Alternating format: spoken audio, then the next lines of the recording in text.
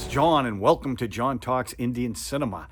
I am your host, the Indian Cine-MANIAC, back with another out of the theater movie review. That's right, I'm about to watch 120 Bahadur, and so far, I'm the only one here. There's about 20 minutes left.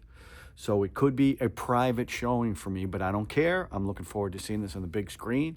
And I will, once I get home, I'll get the review done and get it out hopefully tonight. So that deserves a like, don't you think? Anyway, we'll talk to you soon with the review. Off to 120 Bad Bahadur. A little longer than a few minutes later. Well, as promised, I am back.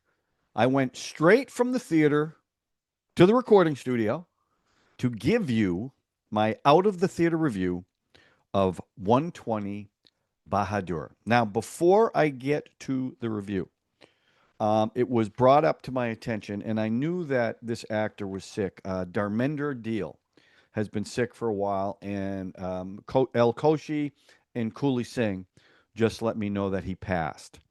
Now, I've seen quite a few films of his, and one of the first Indian films I did on my own, separate from the old channel, was Sholay, which I absolutely loved. And a big reason was because it was a homage to Once Upon a Time in the West by Sergio Leone, and I didn't know that. I love that film. I've seen him in Gael, I've seen him in Apney, Johnny Gadar, and of course, he is the father of Sonny and Bobby Deal. Now, I know that he is a revered actor in Hindi cinema. I did not see a large portion of his work, so I don't know all of his movies. I know Sholay is one that a lot of people talk about, but I just want to say to Dharmenda, rest in peace, and I'm thinking about his family. Okay, so thanks for letting me know that too. By the way, now, so I just left the theater. And I'm going to review 120 Bahadur. And this was directed by Razneesh Ghai. It stars Farhan Akhtar, who I've seen in a bunch of stuff. Bag, Milka Bag, Dawn, Dil, the Dakni Do, which I love that song. I play it on YouTube all the time. And I know he sings his own stuff too. I really like that. And he was great in this.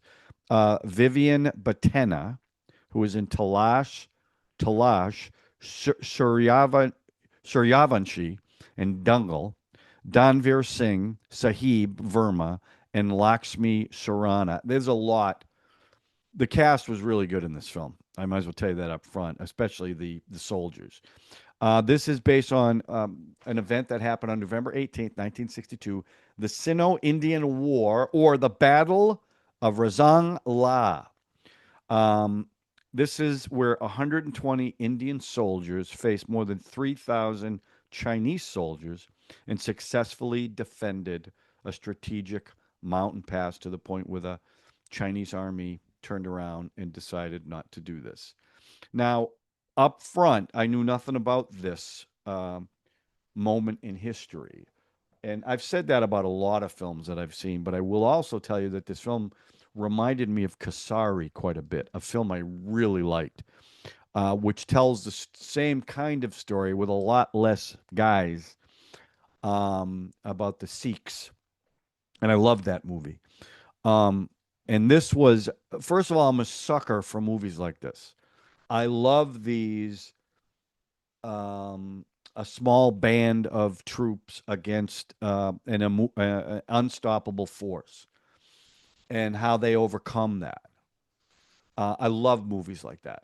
It doesn't matter what country it's from. It doesn't matter what language it's in. It's always a compelling story. Because the question you always ask yourself when you see a film like this, if you were in the same shoes, would you do what these guys did? And what these guys did is a pretty amazing story. They knew they were outnumbered. They knew they were going to die, but they had to do this because they had the option to retreat and they didn't. And that was because of Shaitan, the actual person, like Major Shaitan. Um, he said, no, we'll stay. And then he asked each platoon, there were three platoons, are you willing to stay? And every one of them stayed. And there was 114 martyrs that day. Now, this film, um, I wasn't the only one. There was three of us in the movie theater. But it was now I don't do this like I do a typical review with the story, the script, and all that. I'm not going to do that. I'm just going to give you what I liked about it and what I thought. Not that I didn't like, but I did have some problems with it. First of all, the second half of this film is unbelievable.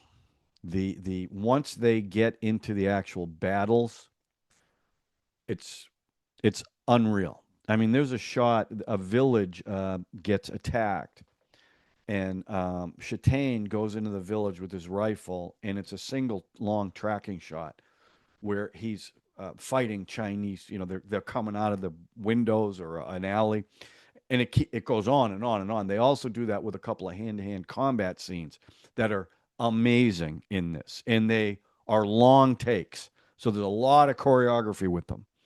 Um, the first half, and it's not a long movie. I think it was 2 hours and 20 minutes, and definitely the second half flies by.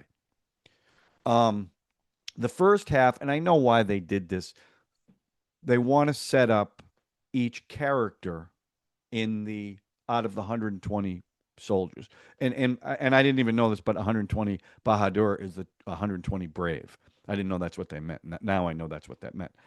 So they do a great job of giving each, and it's not like you learn about 120 soldiers. You don't, but there's a core of about 10 that you do start to learn a lot about, and they take their time in doing that. And you also take the time to learn who Chastain is, the devil. Um, so I get why they did that. I would have liked to have seen more of the battle scenes because as as amazing as they are, and they are amazingly shot, the sound design, the guns going off, because you're in the mountains, everything echoes. It sounds like a bomb going off every time a bullet is shot. So I loved that. And I had to believe it was a little bit longer. It's very tight timeline, the way they do this. Now, I don't know for sure if this is based, like the timeline is based on the actual event. And I know there's a lot in this that was based from records on the actual event. And I'll get to that, the ending, in a second. The thing I I wasn't crazy about, they do flashbacks and they show a little scene of everybody's family life, a little bit. And I kind of felt like, and there was there were two musical numbers. One of them on the mountain with all the soldiers that I didn't think fit the film, and that was in the first half. I don't think they need. I think it's a much more compelling story when all the soldiers are sitting around talking about what's back at home. That feels so much more real, and it hurts a little more too as they're describing it. They pull the pictures out instead of actually seeing it. I don't think they needed to do that. Okay, and that's a small criticism of this. But once you get into the battle scenes, and the hand to hand combat was, and that's, I haven't done full blown research on this because I want to. And someone actually suggested I don't do the research till afterwards, and I'm glad I did, because I had no idea about this. I didn't know how it went. And even they well, I'm jumping ahead. Um, the cinematography, fantastic. The locations, and from what I understand, what little they had for information available, they really did this in the high altitudes. So these guys really had to know their stuff, and it was such an interesting location for these battles up in the mountains like that, because it is barren. In fact, he even says at one point, grass doesn't grow there, but we're going to protect the motherland. And so there was a lot of beautiful location shots. They did a lot of backlighting. sometimes at night, sometimes with the sun behind them, very heroic.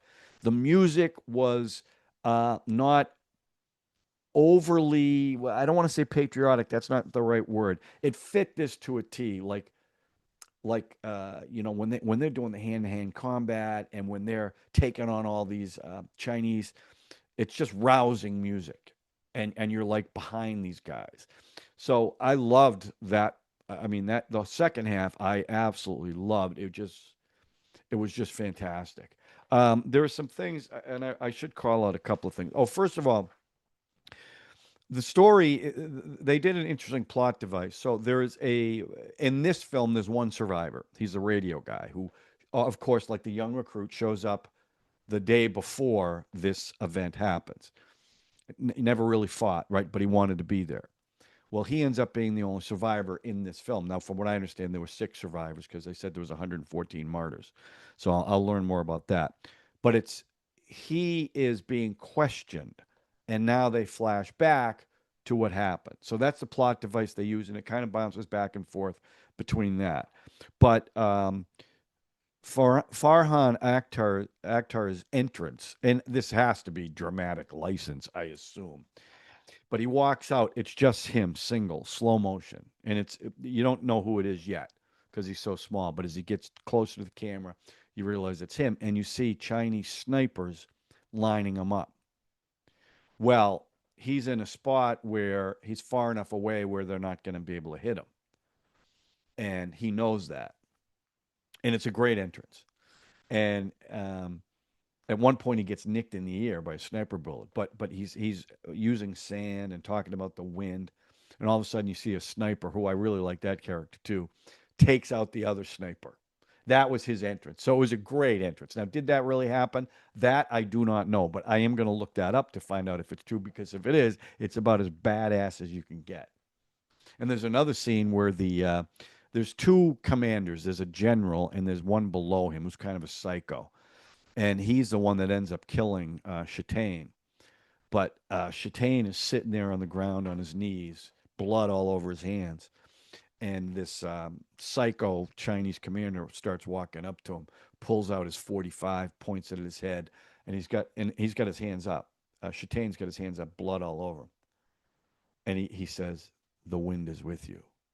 All of a sudden, a bullet takes the Chinese guy out. The sniper was hiding, and he does one of these. And the other thing they did was, which I actually really did like this because the the Chinese commanders were a little bit cartoonish, except at the end when Chitane is dead against a rock. The general who's been surveying the carnage of 1,000 Chinese soldiers sprawled out, what they do is they take it from a high angle, and you see dead bodies everywhere, and he can't believe that 120 Indians did this. How can we take on the Indian army? And he walks over to Shaitan, and he's got a Webley pistol. He puts it back in his hand, his dead hand, and then he died with his eyes open. He comes over and closes the eyes, and he starts talking about it shows the respect he had for this commander. It was a great scene, and it kind of made the Chinese general a little more human as opposed to a cartoon cutout, which a lot of times happens in movies like this. But I love that. There are Ahir soldiers, and I've never heard that term before. So I assume that must be a regional thing. That's where they're from. They were all farmers. Um, they do Hail Lord Krishna a lot. That's their battle cry. And the other one they do that I loved was one bullet, one enemy, because they were low on ammo. They didn't have a lot of ammo, and they were cut off radio, so they couldn't get any backup, which was all true. And he kept saying one bullet, one enemy. And then when they finally ran out, they went hand to hand with the bayonets, and that was brutal. Um, and at the end, and I did like this before the credits. Another thing I really liked, he gives his watch and a letter to the radio guy, which his name was. I know I wrote his name down somewhere. Aram Chander. And he gives it to her wife to read to the son. And as she's reading this letter, obviously with Chatain's voice, they then show you each of the soldiers as he's describing the soldiers. They did that in a movie called The Dirty Dozen too.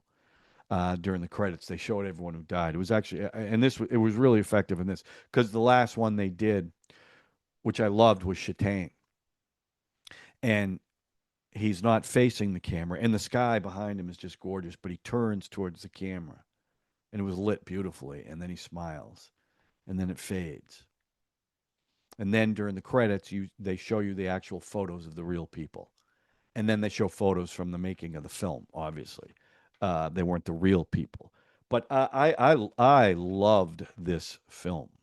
Obviously, I loved the second half a lot more than the first half. Um, because there was one other thing that happened that I was like, I just don't believe it. So what happened was there was no proof that this battle happened because the Chinese, to avoid embarrassment, removed all the Chinese dead bodies. So there was no proof of this battle taking place, including the corpses of the soldiers. Which I was like, how can that possibly be? Well, because of the snow, it all got covered, and the Chinese didn't remove the Indian soldiers; they left them there. So when the snow melted, they literally found the frozen bodies still holding guns. That's true. That actually happened, and that was like 6 months after this battle. So that's when they told the story of what actually happened. And the only one that they brought back was Chatain, and there was a reason why I read about. Um, but that was like at first I didn't believe it. I go, well, that's just a dramatic license. But no, that's actually what happened. So if and I'm so glad I saw this in the movie theater, especially for the sound design, because it was. I mean, it was. You you're almost like you're there, especially with the hand to hand. It was just really well done. Now you could go into the logic of I'm sure some of the stuff they showed, like the Chinese walking in single file, I seriously doubt that that happened. It doesn't make any sense logically, but I don't even care. It doesn't even matter to me because the story it was telling was about the 120 brave and I loved it. I loved it. I mean, I would give.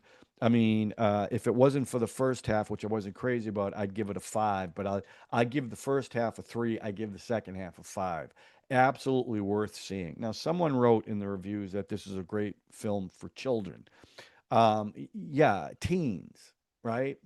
To know this story. But it's brutal, and these people, and this is reminds me of I don't know if anyone has seen Band of Brothers. That out of all the war things I've ever seen, that is my absolutely favorite one. Now it's a mini series and it's a lot of episodes, but what makes it so great is you get to know people as the show progresses. So when they get killed, it really, it has an impact on you because you've known from boot camp to Normandy. That's what this movie did, which I liked in the first half. They wanted you to get to know these guys, so when they do get killed, you know who they are, and you feel something, as opposed to some, Star Trek. If you got a red shirt, you're gonna die, right? This wasn't like that. So I really loved this movie. So if you get a chance, see this and see it in the movie theater. Okay, if you have seen it, let me know, what did you think about it? Do you agree with me? Do you think I'm crazy? I'd love to hear from you. And so that's it. While you're at it, doing, I'm doing out of the theater reviews, right? I mean, I left the theater, I came right back here. So you know what that deserves? Subscription, notification button, like button, sharing, because sharing is caring. Okay?